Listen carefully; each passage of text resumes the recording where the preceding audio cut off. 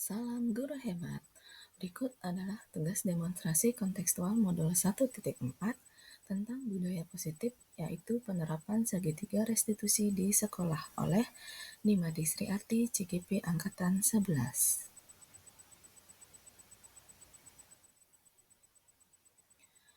Segitiga restitusi. Segitiga restitusi adalah suatu proses dialog yang dijalankan guru atau orang tua agar dapat menghasilkan siswa yang mandiri dan bertanggung jawab.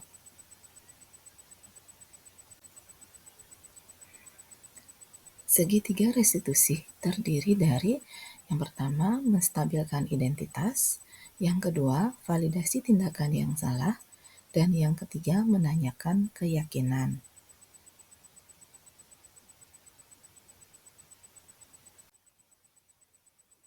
Menstabilkan identitas. Menstabilkan identitas yang pertama berdasarkan prinsip membuat kesalahan adalah bagian dari proses pembelajaran.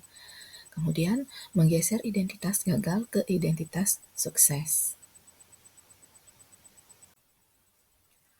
Validasi tindakan yang salah. Validasi tindakan yang salah ini berdasarkan prinsip setiap perilaku berupaya memenuhi suatu kebutuhan tertentu. Kemudian, guru akan bergeser dari pemikiran stimulus respon menjadi proaktif dan mengenali dan mengakui kebutuhan siswa akan memperbaiki hubungan dengan siswa.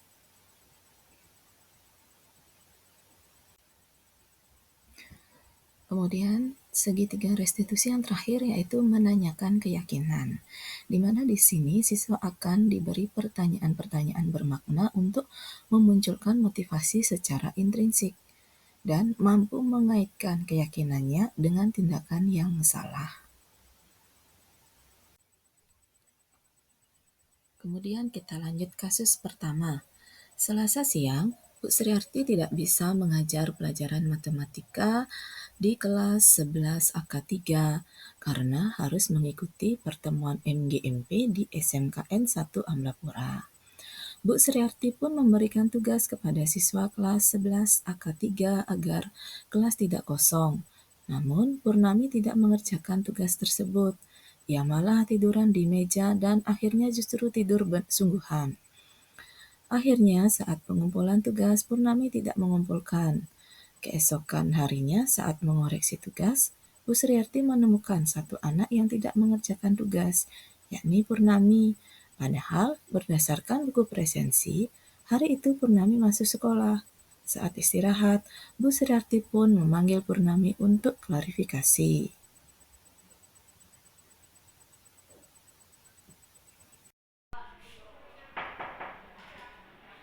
Permisi Bu, ya silakan Purnami masuk.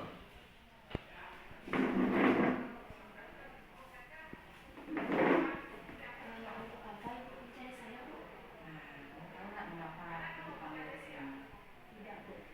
Nah, jadi ini sebenarnya sih karena kemarin kan Ibu tidak masuk nih, Ibu menjalankan tugas. Nah, sekarang kamu sudah menjalankan tugas nggak? Oh, belum Bu. Nah, kenapa kamu belum menjalankan tugas? Saya mengantuk Bu, kemarin scroll IG sampai jam 12, jadi pas jam pembelajarannya saya ngantuk, jadi ketiduran Bu. Nah, kamu masih ingat nggak keyakinan kelas kita? Masih Bu. Nah, kalau masih ingat, kira-kira yang kamu lakukan itu sudah sesuai dengan keyakinan kelas belum? Belum. Nah, sekarang keyakinan kelas yang mana yang belum kamu lakukan? Yang bagian bertanggung jawab Bu. Nah, sekarang kan kamu sudah tahu. Nah, kamu ada solusi nggak untuk masalah ini? Ada Bu, yang pertama saya akan minta maaf karena tidak mengumpulkan tugas hari ini. Yang kedua, saya tidak akan mengulangi tidur terlalu larut malam. Dan yang ketiga, saya akan mengajarkan tugasnya sekarang dan akan dikumpulkan besok Bu. Ya, bagus. Jadi itu apresiasi sekali tanggung jawab kamu. Nah, sekarang kamu boleh istirahat. Terima kasih Bu. Ya. Kita lanjut kasus kedua. Bu Sriarti sedang menjelaskan pelajaran matematika di papan tulis.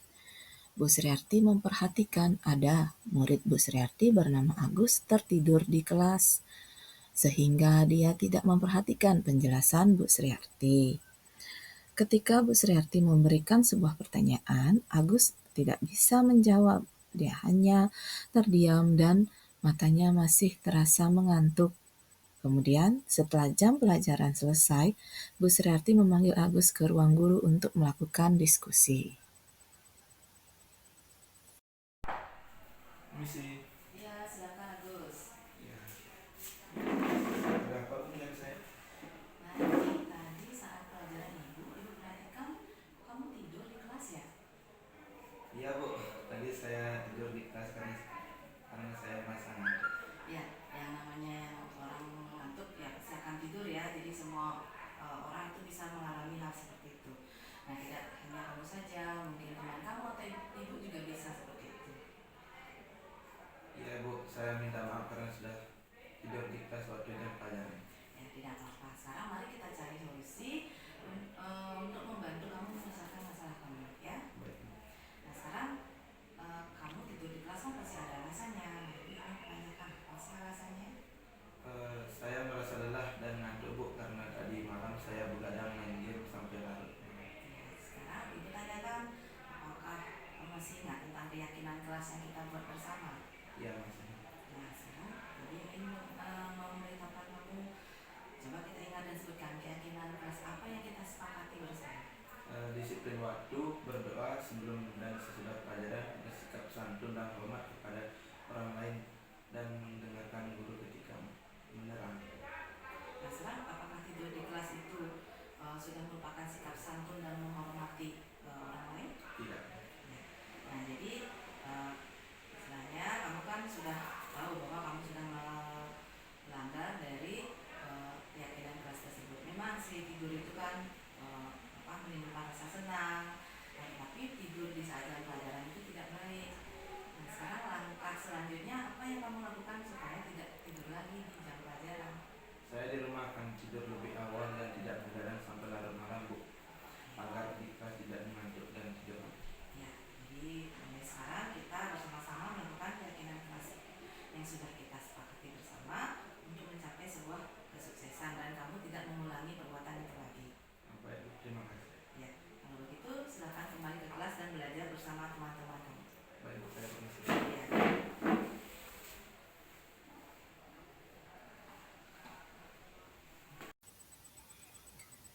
Selesai sudah tugas demonstrasi kontekstual modul 1.4. Apabila ada kata-kata saya yang kurang berkenan, saya mohon maaf dan saya akhiri dengan kata terima kasih.